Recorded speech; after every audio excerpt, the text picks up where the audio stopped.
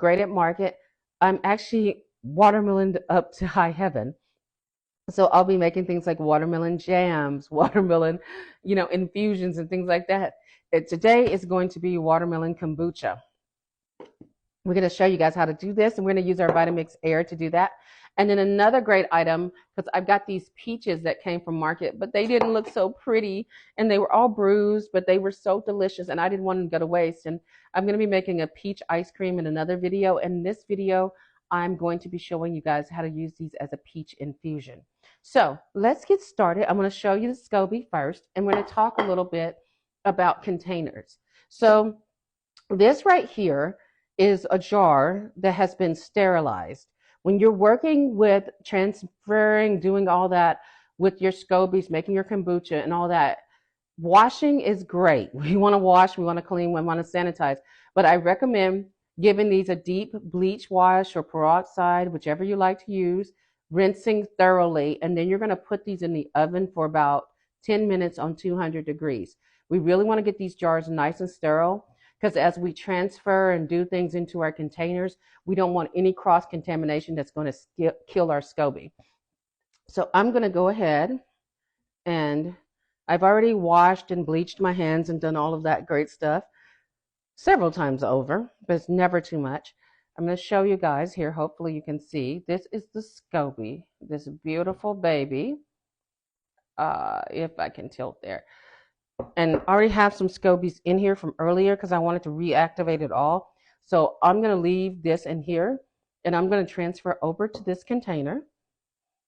And we're going to do that very gingerly. I may, one second here. I've already prepped some funnels, so I'm just going to be on the safe side and funnel so we don't get spills. Precious cargo coming through.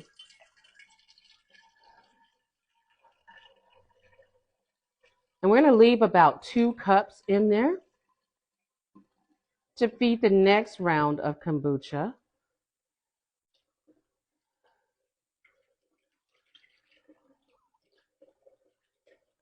And I'm eyeballing my measurements, guys. And I want to keep my SCOBY itself nice and wet.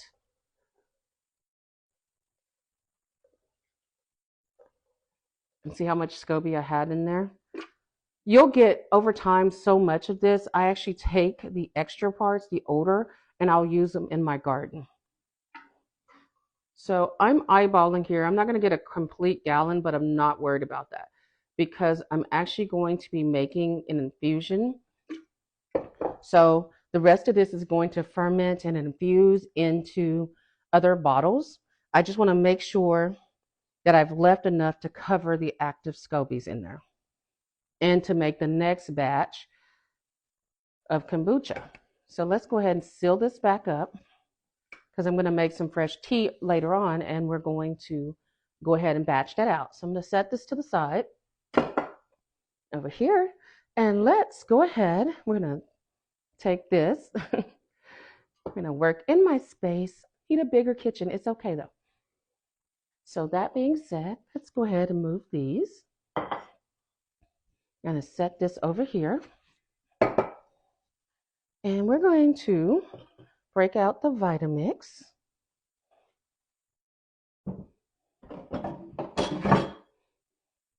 My favorite kitchen attachment.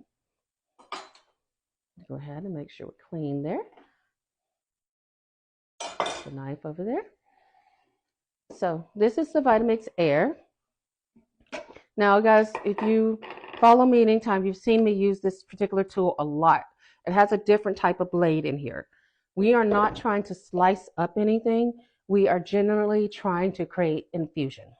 So I'm going to go ahead and put my watermelon in here. I've got about a gallon of watermelon. I'm going to use this like a juicer.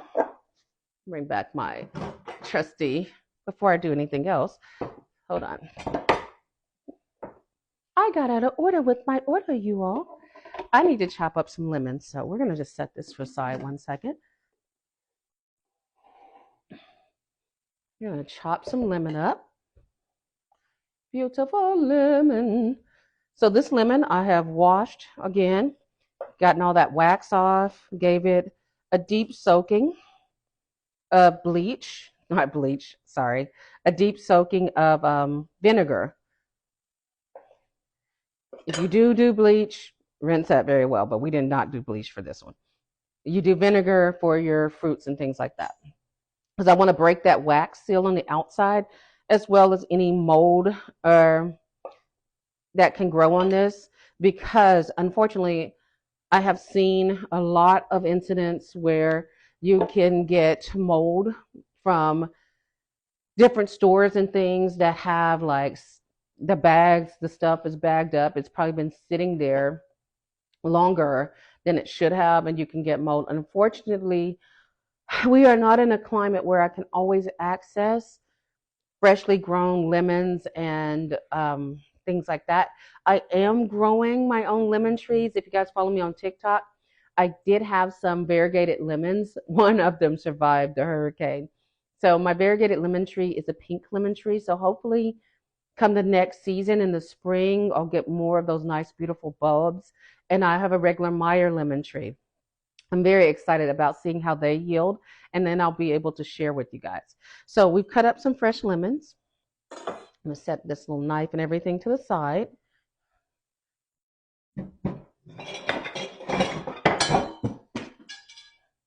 Yes, that is the sound of a knife falling. Pardon me. Keep your trusty dishwater to the side and never, we're just going to give that a quick wash. And rinse over here because we are going to use that knife. Let me get back and skip it. Okay. I had to step aside and do that really quickly. If you do drop a knife, just a safety thing in the kitchen. When you are working in the kitchen, if you drop your knives and stuff like that, pick them up immediately, no matter what you're doing, because you don't want to step on those knives and things. And just because, full transparency, when you are working in your kitchen, keep a soapy dish sink full of water. That way you can clean as you go along. Those are some tips for your kitchen to make it a little bit easier for you. Now, back to the programming.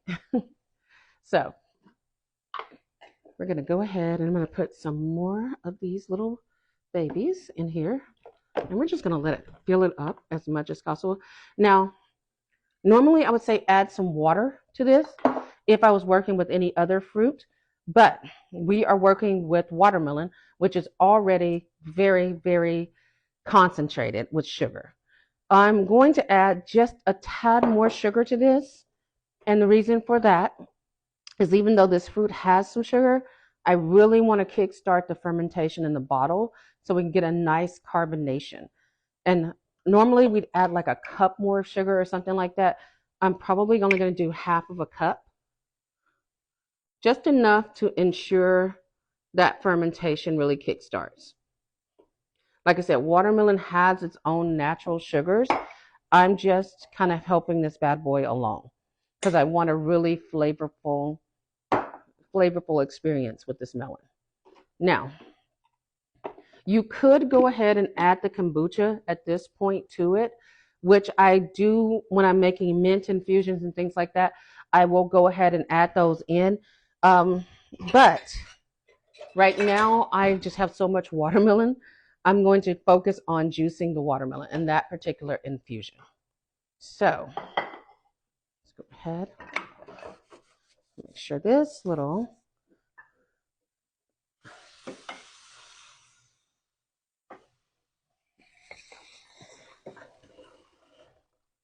again, super sanitizing. Just because I'm going to, again, I don't want to risk any mold or any kind of bacterial contamination in these bottles. Because you don't want to end up doing all this work to make great kombucha and then end up with everything being contaminated. So what I'm going to do first is I'm going to go ahead and we're going to get a really good concentration of watermelon. That is my focus right now. I'm going to set this on a level 10. And we're going to go for about a minute.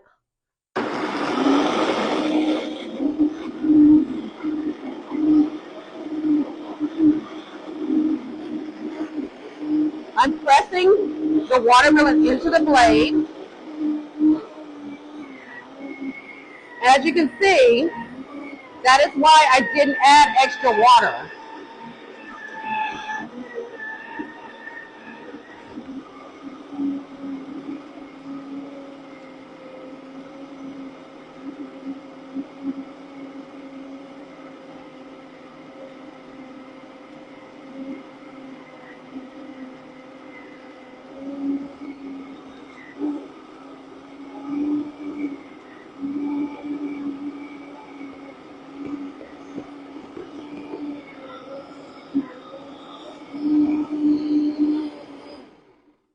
As you can see, watermelon, it pretty much, even with that disc blade, it is all.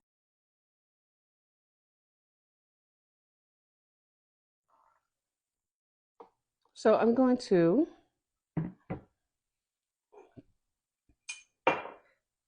so what we've done now is I'm actually going to filter this drink into the kombucha itself. You want to pour very slowly.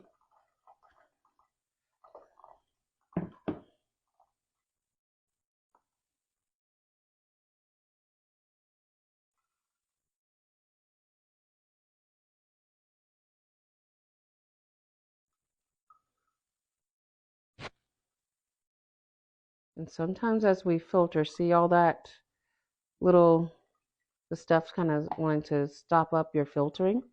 So you're going to get that sometimes. So you can take your spoon, or you can take your Vitamix. I'm going to pull this 1 second.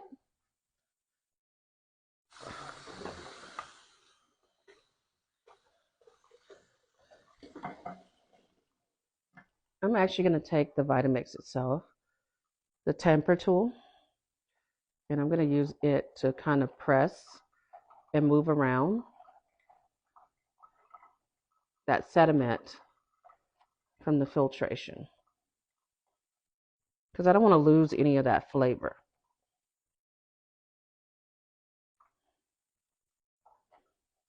There we go, y'all.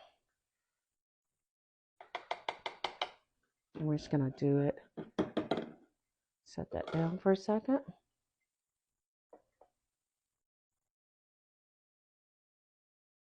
Now we don't want to fill this all the way up, because we want to leave a little room for burping. Now, some people will tell you, it just depends on how sealed your jars are, that you don't need to burp. But if you're going to leave your jars out there for the standard 3 days that we recommend, I personally recommend burping. Now, if you see carbonation within 1 day, you can go ahead and start utilizing. See, we've already got a great amount of carbonation on here.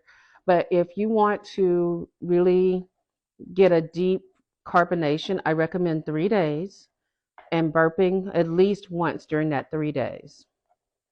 But see how beautiful that is?